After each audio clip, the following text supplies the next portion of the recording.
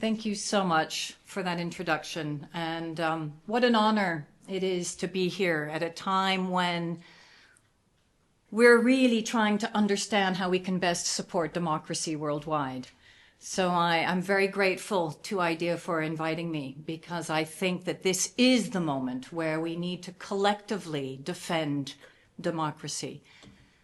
I want to lead you through a journey from our publication of The Limits to Growth in 1972 to our thinking in Earth for All, and then how we're actually implementing that thinking today and some of our thought process. And I say our because I actually have two of my, let's say, colleagues in crime, partners in crime, who are here today. Owen Gaffney, who is one of the co-authors of Earth for All, but also Anders Wijkman, who was absolutely integral in the thinking that went into both Earth for All and also the Club of Rome, as also an honorary president of the Club of Rome and such an important statesman in Sweden. If we look at this journey, we need to think about how is it that we are today where we are, and how do we move into creating a well-being on a finite planet? What does that look like if we take into consideration the history of the limits to growth, the 50 years of reflection, the understanding that already in 1972, the MIT scientists and economists that came together and undertook the system dynamic model that was actually being proposed by Donella Meadows, Dennis Meadows, Jürgen Randers, and William Behrens, working on the trends that were happening at the time and how they started to build scenarios into the future.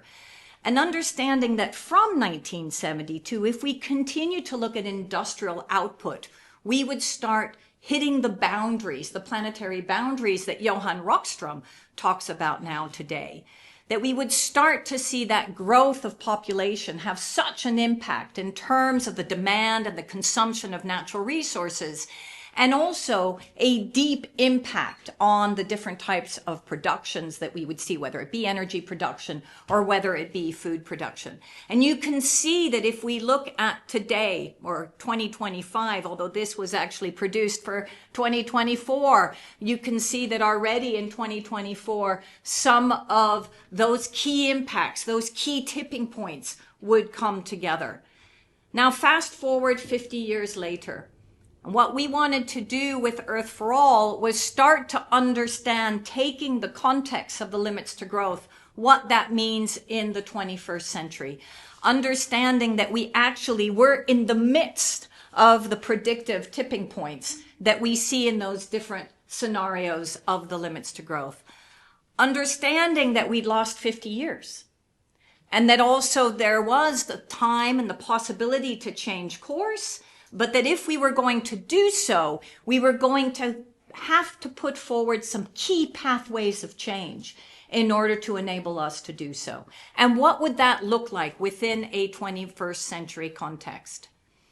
Now, Earth for All, A Survival Guide for Humanity was published actually as the anniversary seminal report of the Limits to Growth, not only in English, but translated now into 12 languages, including in Swedish.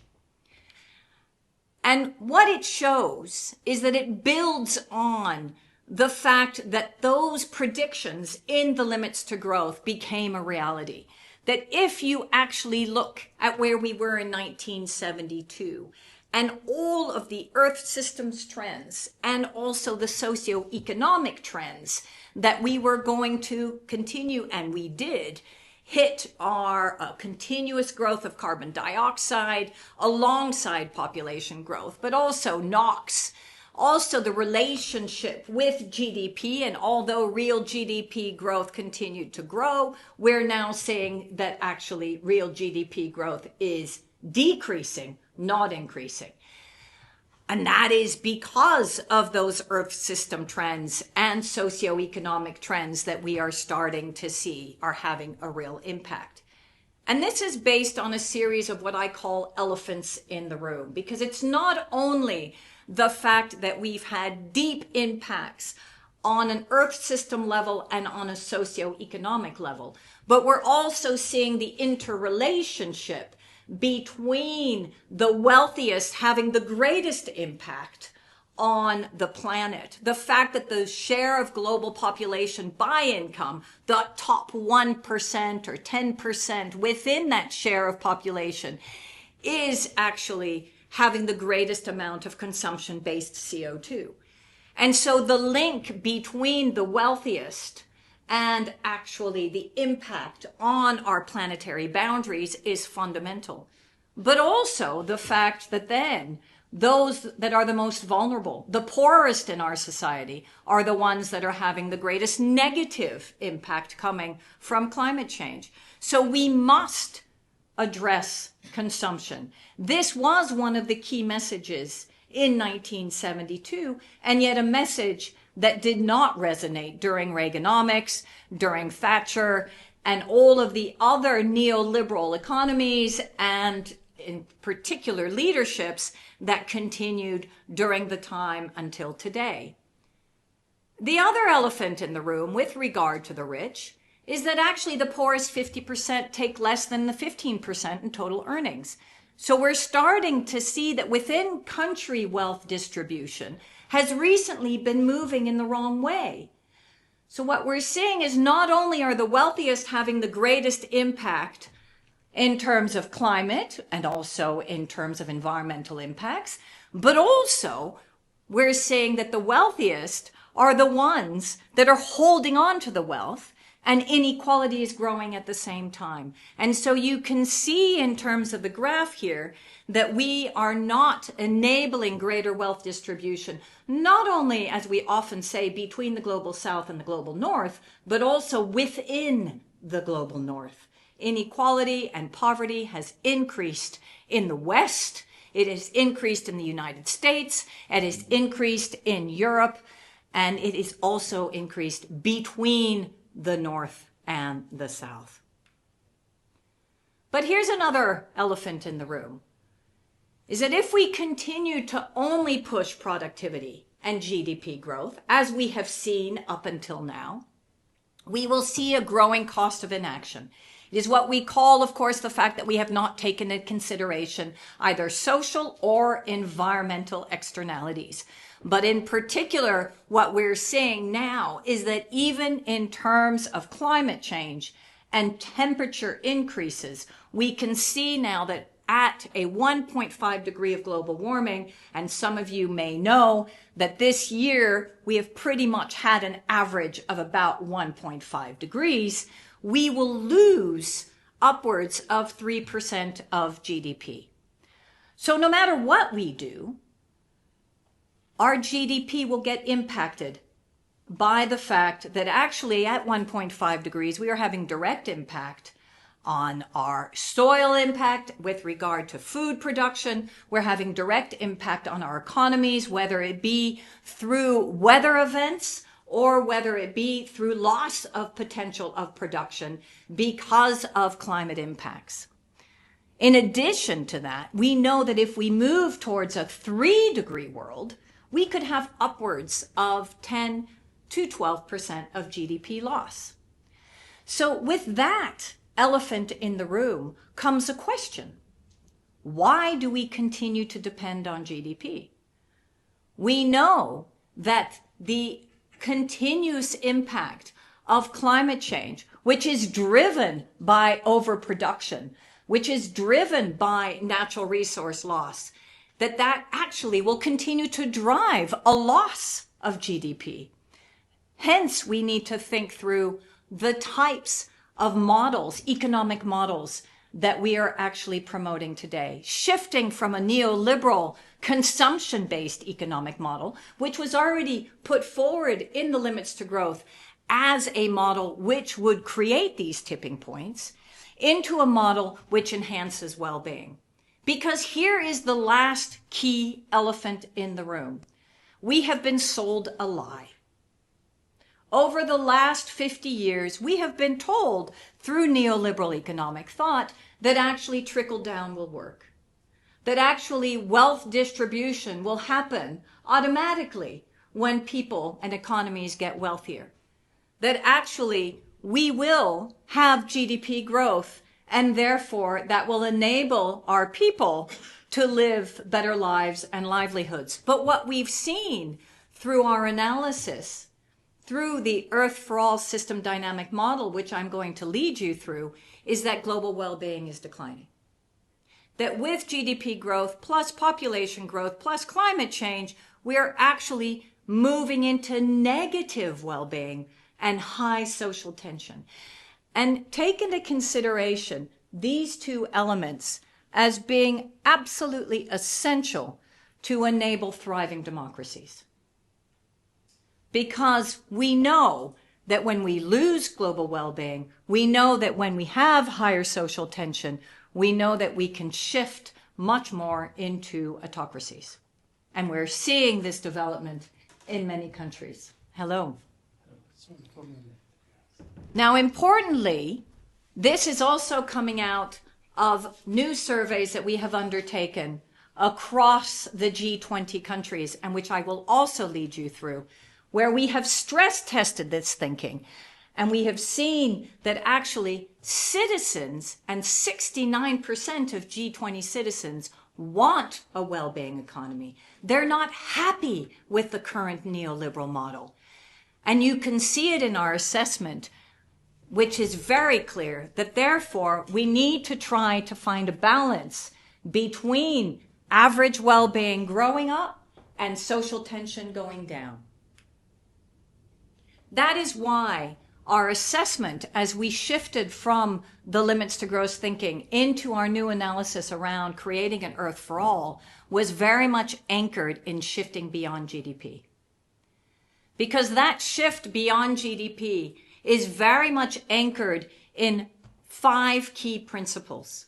The first is taking into account social and environmental risk in financial and economic decision making. It's fundamentally getting back to what is most important for people and costing externalities, both environmental externalities and social externalities.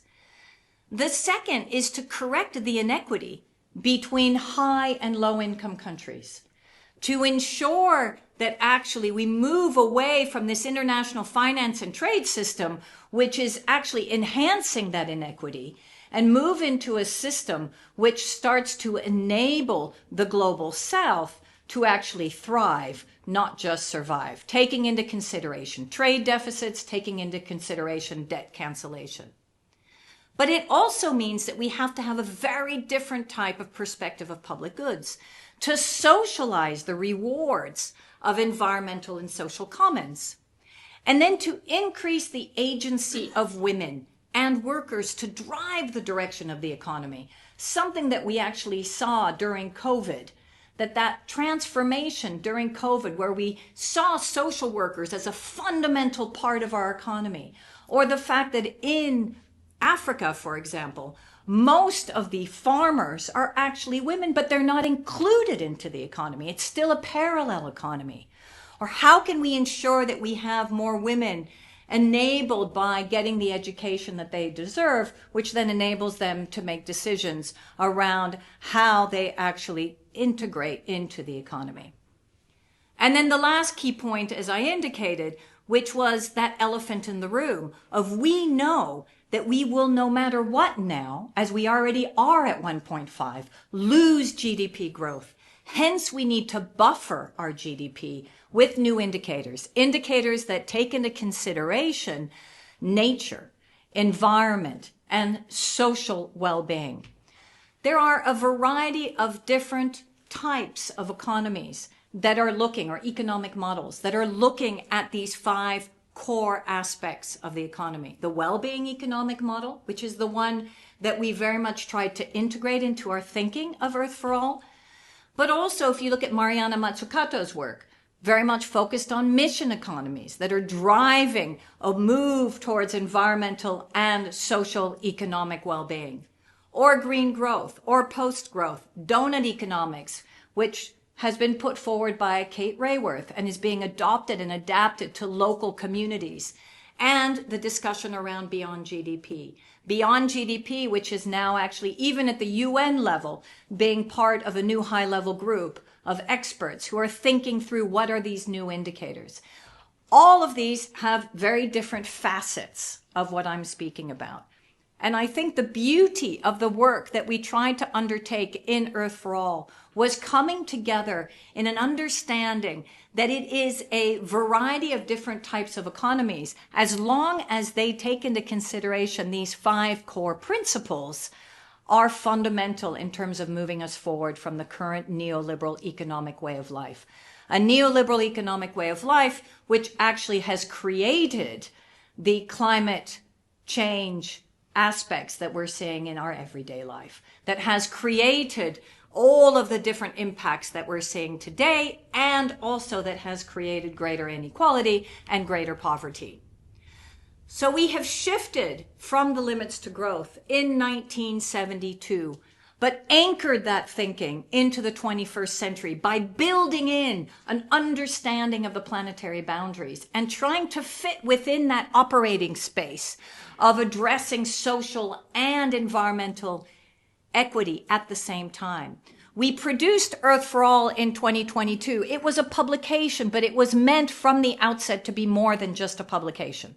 It needed to be anchored, and this is all the incredible work that Owen Gaffney very much worked with us on and wanted to ensure that we were in the creation of new narratives, the creation of proper storytelling, understanding through the lives of 4 women what this could mean across the globe. And you will see if you read the book that this is part of what we wanted to do, shifting from the scientific and the economic analysis into what does this mean for people.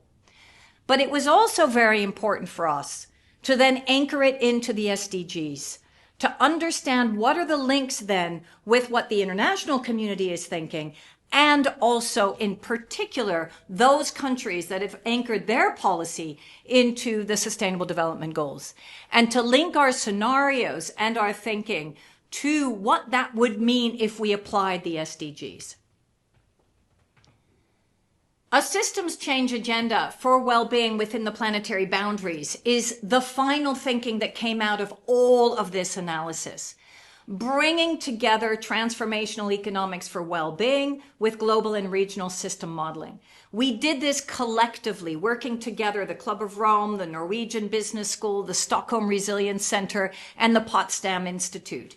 And what we came to through all of our analysis and the system dynamic modeling is the fact that if we truly wanted to reach a well-being state, a global state of economic well-being, we would need to actually put in place collectively 5 key turnarounds. And I'm going to lead you through some of this thinking. A reduction of poverty, an empowerment of women and workers, ensuring that inequality decreases across the globe between North and South, but also within country, and then a transformation of our food and energy system. And this is just one of the spaghetti plots, what we call the interrelationships within that system dynamic model. And you can see that we can look at population growth and the relationship between births and deaths and GDP per person and life expectancy, total fertility, and all of the interrelationships that might lead us to public spending per person or social trust, or the links with greenhouse gas emissions and global warming, and everything in between. But I think the core aha moment for the entire team, and in particular for climate scientists like Johan Rockström, was this one: that the speed of action on planetary boundaries is a function of the speed of action on inequality and poverty. And that if we are going to move forward in trying to attain net zero or zero carbon, we also have to think about zero poverty. We have to think about zero inequality. We have to think about the interrelationships between both. The approach and the method that we tried to incorporate into our thinking was around the evaluation of a large number of scientific studies, to survey a large number of experts, not only during the system dynamic model, but also in terms of our what we call our Transformational Economics Commission, bringing in economists from across the globe, not just Western economists, because we realize that actually the largest body of shift in economic thought was predominantly in the West. Stress testing this with experts on the ground, ensuring that we actually had also a series of other papers, deep dive papers that would go into some of the granularity of our findings. Bringing in now a variety of different system dynamic models, because as always, you have to actually look at the granularity of all these different models. You have to think about what do you do then at the national level? This was a global model at the beginning, and we wanted to ensure that we can then apply this model at the national level, at the regional level, and even get even more granular at the city level, including social, economic, and environmental indicators across the board, ensuring that we actually had verifiable interactions between indicators, and then very much focusing on a continuation of our thinking, which was two key scenarios. The too little too late scenario, which is today's scenario, and the giant leap scenario, which is what we call our alternative future, an alternative future that gives us hope towards a well-being economy, and a reflection of these results in very detailed long-term analysis and scenarios.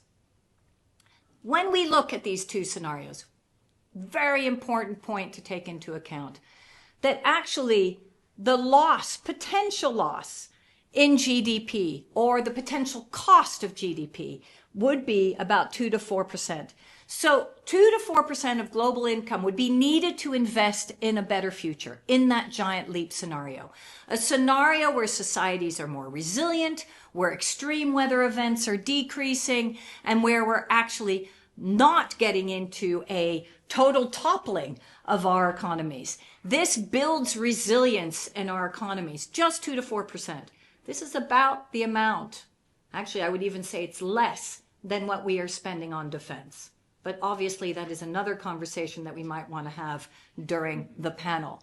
The too little too late scenario, let me be very clear, is today's scenario, or I would say a 2022 scenario, because I think actually today's scenario would probably be worse than the too little too late scenario, simply because of the backtracking that we're now seeing in the United States and that potentially the ricochet effect that we could see outside of the United States.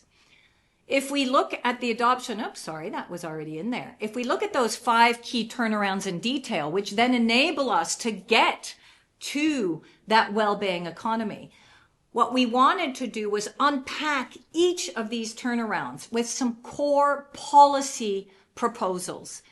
If we were to end poverty and allow low to middle income countries to reach a minimum income threshold of about $15,000 per person per year, we would need to then look at the International Monetary Fund and look at the way in which we are putting forward special drawing rights. We would have to address canceling debt, because for the moment, we know very clearly that actually there is no fiscal space within the global south because they are asphyxiated by debt and cannot actually have the proper budgetary possibilities to allocate this towards a proper just transition.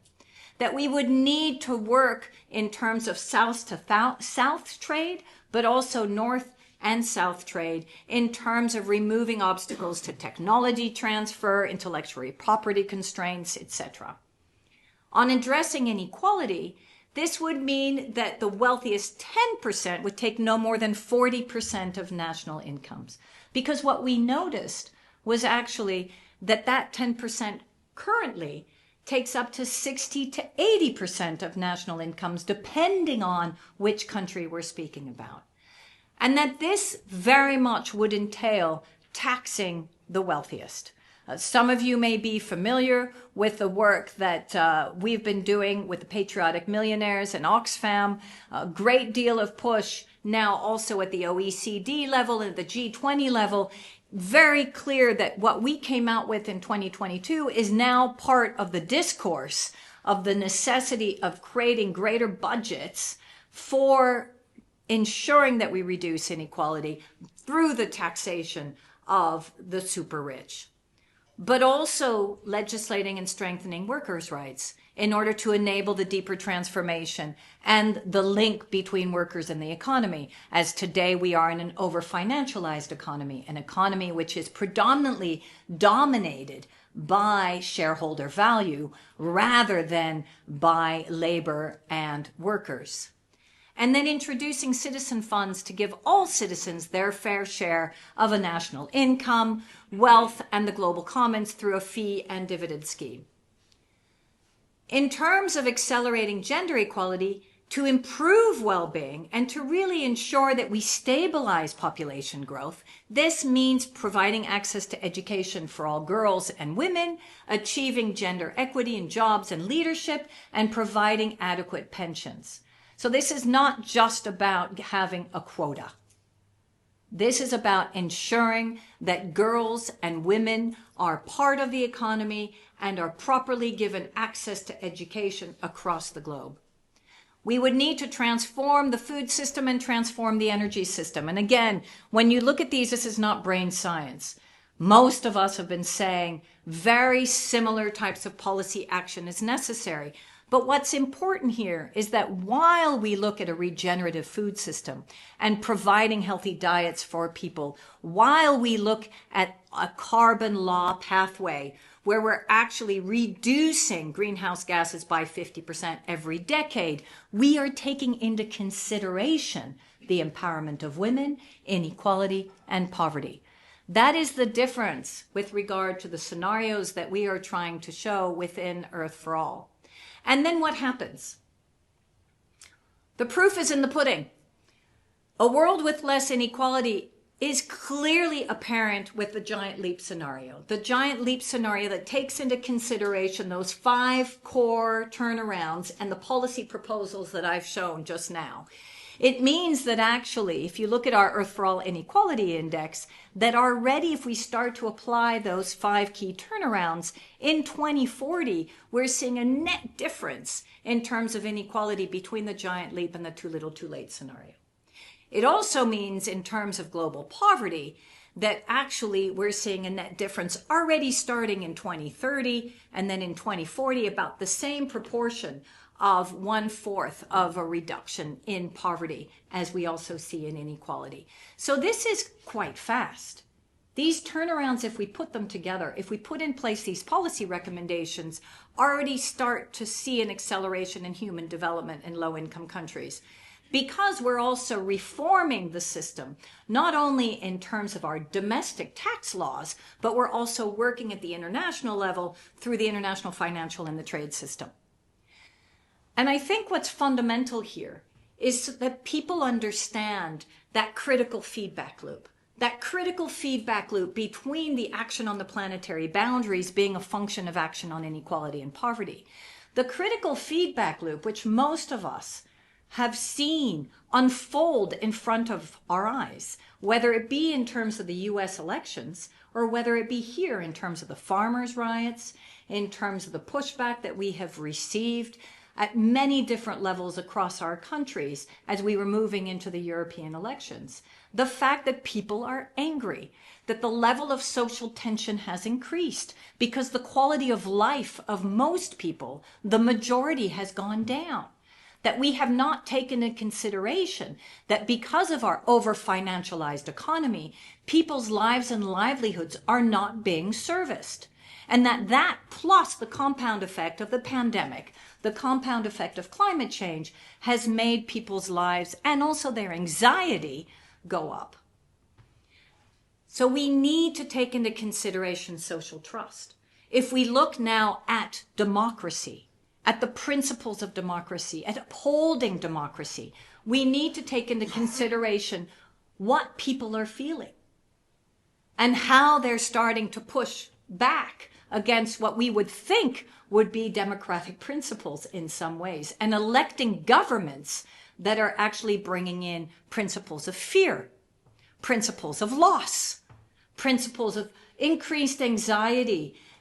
All of these need to be taken into consideration as we move forward in trying to support democracy worldwide. Taking into consideration also the role of the state. The role of the state for whom? For what? intervening to reduce inequality, but also planetary breakdown, protecting the weakest link, not just the wealthiest. If we look at the greatest transformation that most of us have ever seen during COVID, in many cases, those economies that were the strongest, the most performing during COVID were those that actually protected everyone, ensured that they communicated properly to everyone, that everyone's life mattered, not just the small minority of wealthiest. So it is very important to take into consideration this critical feedback loop when thinking through the elements that are also important for democracy. Because we know that inequality reduces trust. And if we look at what's happened in the United States, wage inequality in the US has increased by 14% between 1970 and 2010.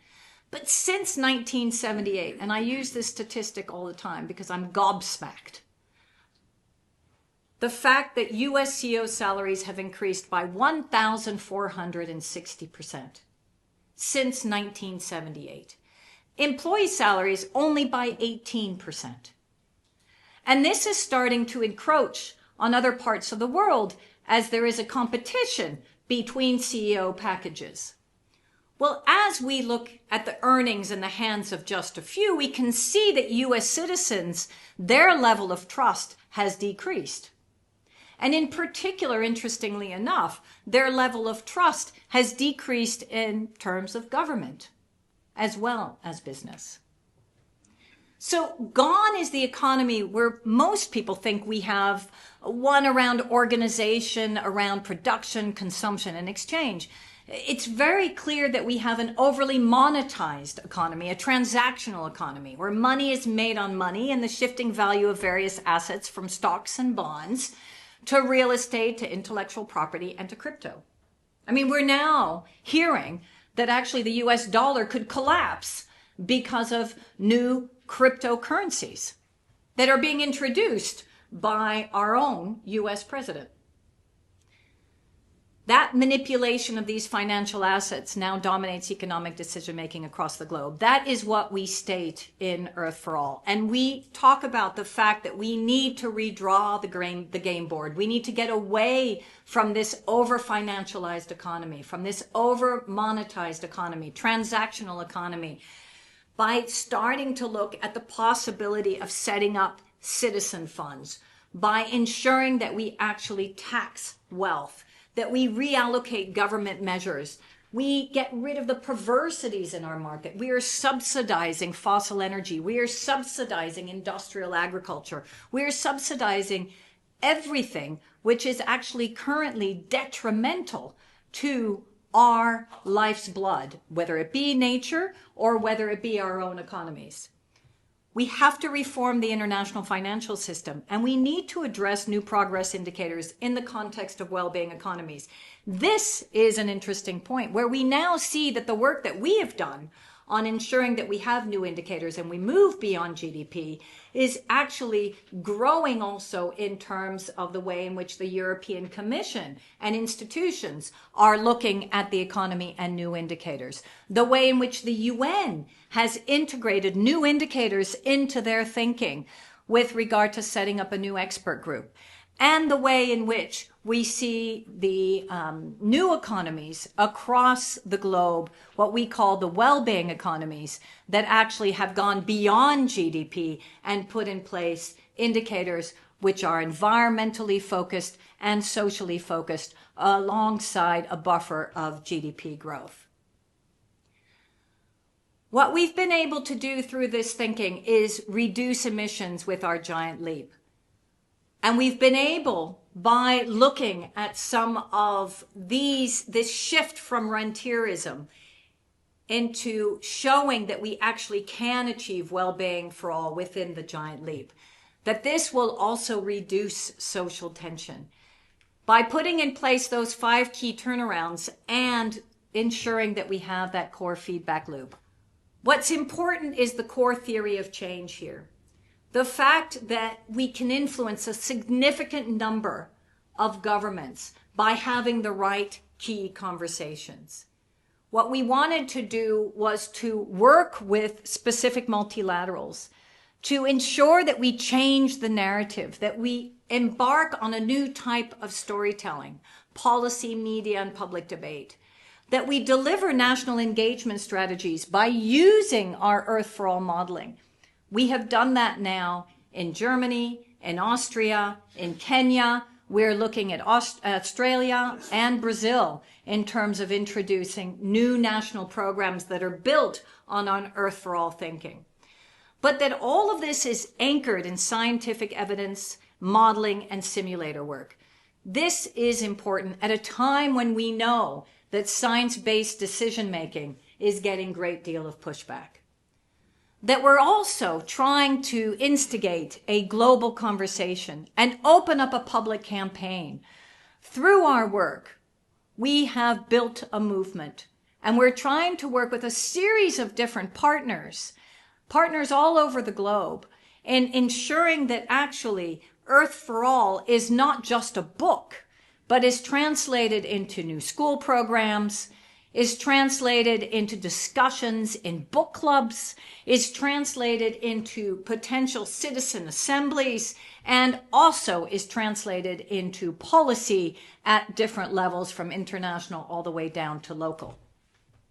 Now let me quickly go through the 2024 survey that we undertook in order to stress test some of our thinking and to see if what we were seeing through Earth for All matched citizen opinion. We asked people across 18 G20 countries and 4 additional countries their opinions on political and economic issues and policy proposals. And we saw that 81% say democracy is a good way of governing their country. So that's important. But only 40% believe that having a strong leader who doesn't bother with parliament and election is too. So we actually have a proportion who still believe that actually a strong leader is also important. And this we're seeing mapping out in a variety of different countries now across the globe. 39% believe their government can be trusted to make decisions for the benefit of the majority. So trust has actually reduced or gone down in terms of government. Trust in government tends to be the lowest in European countries among older people and those dissatisfied with their household financial situation. There is a majority of support among those surveyed in the G20 for reform of national and global political and economic systems, with slightly more support for reform at the national level. So although there is support for reform, we're also seeing some contradictions in terms of the belief in governments to be able to do what they need to do. 69% of people are aware that we are reaching tipping points. So it is clear that across the G20, citizens understand that the Earth is close to climate and nature tipping points due to human activities. And most people know we need action now. 71% of people believe that the world needs to take immediate action within the next decade to reduce carbon emissions. What was interesting is that overall we saw broad support for the recommendations that we have in Earth for All. Government, healthcare, workers' rights, and renewable energy have the highest support.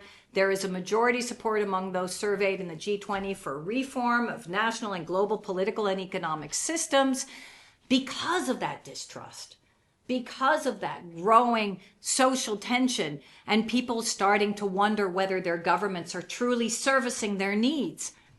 But even policies with the lowest support are backed by over 50%. So we do know that most of the policies that we have proposed are getting support across the board. The question is, how do we translate this? How do we understand where we should go? What type of persona do citizens have? How do we understand how we properly communicate? And where should we focus our attention if we look at what we call these planetary steward segments, the unengaged or the climate skeptics? Do we focus there? Or do we focus on the concerned optimists or the steady progressives and the planetary stewards? Where should we focus our time?